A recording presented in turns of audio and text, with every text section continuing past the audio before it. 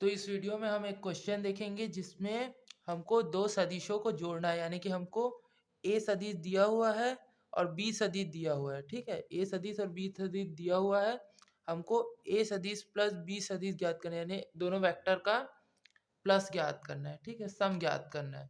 तो हम कुछ नहीं करेंगे, जो पहला वेक्टर दिया है उसको लिख देंगे, फिर दूसरा वेक्टर दिया है उसको लिख देंगे और तीसरे वेक्टर को भी लिख देंगे। यहाँ तीन वेक्टर दिया हमको ए बी और सी।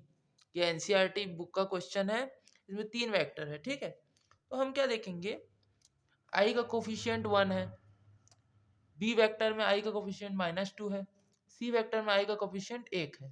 ठीक है, कुछ नहीं मतलब 1 है। तो यहाँ पे हम कोफिशिएंट को ही जोड़ेंगे। तो क्या करेंगे, पहले तीनों को जोड़ प्लस सम में लिख देंगे।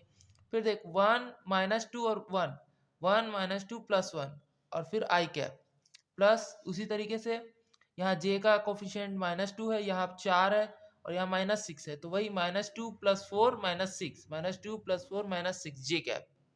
ठीक है, फिर यहाँ पे 1 है, यहाँ पे 5 है और यहाँ पे -7 है, तो 1 5 -7, 1 + 5 -7 के कैप। तो यहाँ तो ये 2 हो जाएगा और ये -2 तो 0 आई कैप। देन यहाँ -2 है या -6 है तो -8 कैप + 4 कैप, मतलब -8 + 4 तो हो जाएगा -4 जे। एंड यहाँ 6 -7 तो -1 के, तो -4 जे कैप के कैप। तो a vector sum a vector plus b vector plus c vector -4 j cap k cap. तो कुल मिला के हमको जब भी वेक्टर जोड़ना होगा तो हम उन वेक्टर्स के कोफिशिएंट को जोड़ेंगे और हमेशा आई जे के कैप के फॉर्म में ही लिखेंगे।